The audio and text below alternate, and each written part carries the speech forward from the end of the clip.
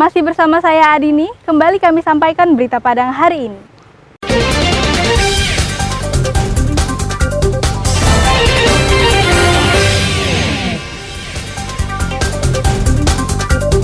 Lagi asyik pesta narkoba, 3 pemuda dibekuk polisi. Seorang pengedar ganja dan sabu-sabu ditangkap Polsek Lengayang. Curi sepeda motor teman, 2 pelaku diringkus.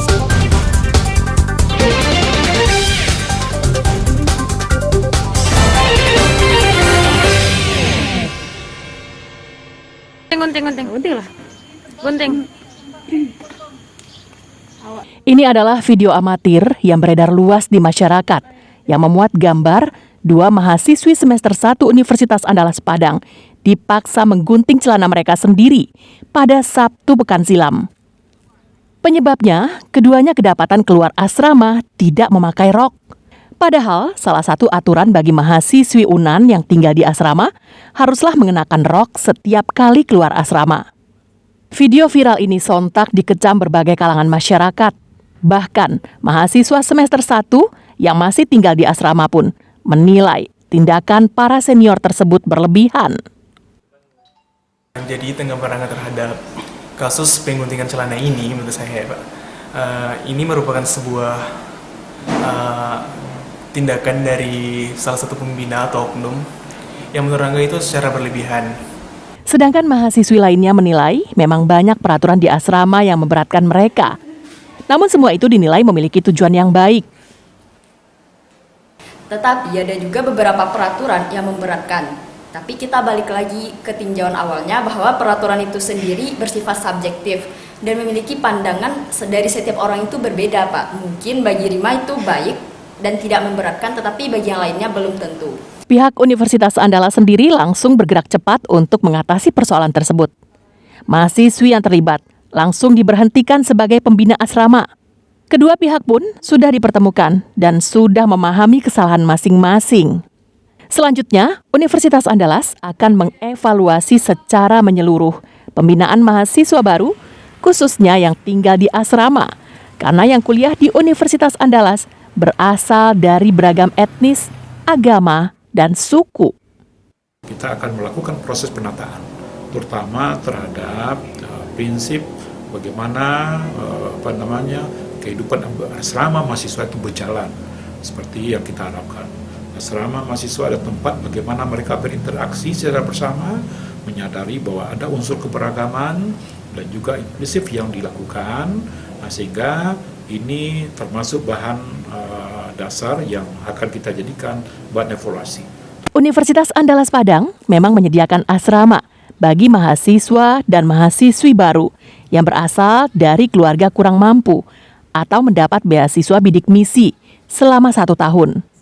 Namun pengawasan di asrama ini dilakukan oleh mahasiswa senior dan menerapkan aturan layaknya sebuah organisasi massa. Selama ini tindakan mereka berjalan lancar karena tak satu pun mahasiswa baru yang berani menentangnya. Tak hanya itu, mahasiswa pengawas asrama ini juga berlindung di balik unit kegiatan mahasiswa. Laude Juhardio Anse melaporkan dari Padang.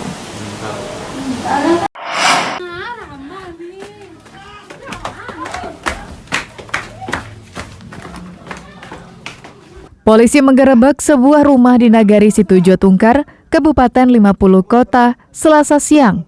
Petugas mendapati 3 pemuda, Rama, Aziz, dan Zaki, tengah asik berpesta narkoba di lantai 2 rumah tersebut. Awalnya, ketiga pemuda hanya mengakui memiliki barang haram yang sedang mereka konsumsi.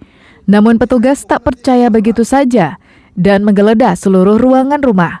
Hasilnya, petugas menemukan 13 paket sabu-sabu dengan berat total 20 gram dan 1 paket ganja seberat 1 gram yang siap untuk diedarkan. Setelah diinterogasi, petugas pun menemui hal yang cukup miris. Narkoba yang diperoleh didapatkan dari narapidana di salah satu lembaga pemasyarakatan di Sumatera Barat. Rama memesan barang haram tersebut melalui telepon genggam, lalu diletakkan di tempat yang telah disepakati. Pemuda ini menjemput sabu-sabu tersebut. Sebagian dikonsumsi dan sebagian lagi dijual. Dari tangan ketiga tersangka, kita sita 13 paket sabu yang sudah dikemas dalam plastik bening, kemudian 1 paket ganja kering.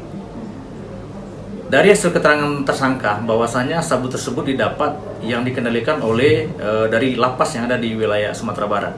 Hingga kini, tersangka dan barang bukti masih ditahan di Mapolres Payakumbuh untuk pemeriksaan lebih lanjut. Ketiganya dijerat dengan Undang-Undang Nomor 35 Tahun 2009 tentang narkotika dengan ancaman hukuman maksimal 20 tahun penjara.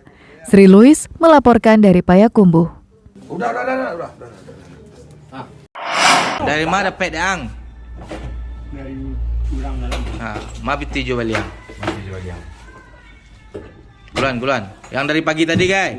Yonal Hadi tak berkutik ketika digerebek polisi. Usai bertransaksi ganja dengan seorang pembeli di rumahnya di Singkaryang, Rimbo Panjang, Nagari Punggasan, Pesisir Selatan. Dari hasil penggeledahan, didapati barang bukti 1 paket narkotika jenis ganja kering yang dibungkus kertas warna coklat seberat 1 ons dan uang tunai Rp600.000 serta 1 buah telepon genggam. Usai ditangkap, Yonal diperiksa secara intensif dan polisi melacak jaringan narkotika yang dilakoninya. Polisi menemukan beberapa paket sabu-sabu seberat 1,5 gram dan 1 paket ganja kering seberat 100 gram di sebuah toko di Pasar Baru di Kanagarian, Lakitan Utara. Di toko ini, Yonal menjalankan aktivitasnya sehari-hari sebagai pedagang. Selain di tokonya, polisi juga menyita ganja kering di rumah Yonal dengan berat hampir 1 kilogram. Waktu kita lakukan penangkapan, kita temukan barang bukti yang dikuasainya di dalam jok motornya 1 paket ganja dengan berat lebih kurang 1 on. Dan kemudian dari hasil itu kita lakukan pengembangan, dia mengakui masih ada barang bukti lain berupa narkotika jenis sabu dan kemudian ganja di toko dan di rumahnya. Penangkapan pengedar narkotika di Polsek ini merupakan peristiwa yang baru. Pasalnya, selama ini pesisir selatan bukan merupakan daerah peredaran ganja dan sabu-sabu di Sumatera Barat. Banta Fauzan melaporkan dari pesisir selatan.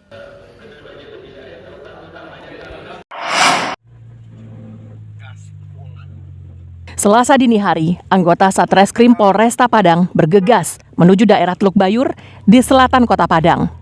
Anggota tim Klewang ini hendak menangkap Hendrianto yang bersembunyi di daerah ini. Informasi yang diterima polisi ternyata benar.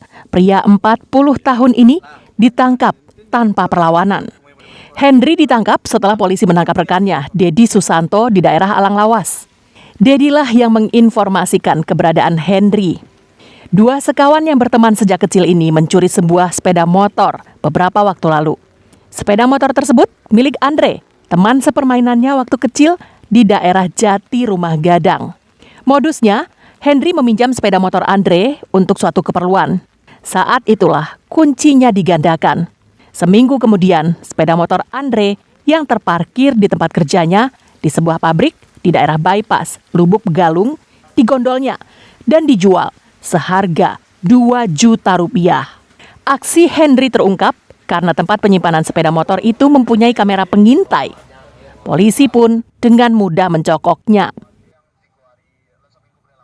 Kedua tersangka melakukan pencurian motor di wilayah Teluk Bayur dengan modus menduplikatkan kunci dari si korban yang punya motor. Kalau motor berdekatan dengan rumah korban, ya, dia kenal dengan korban. Itu tersangka dan barang bukti telah kita amankan dan kita bawa ke Polresta Padang.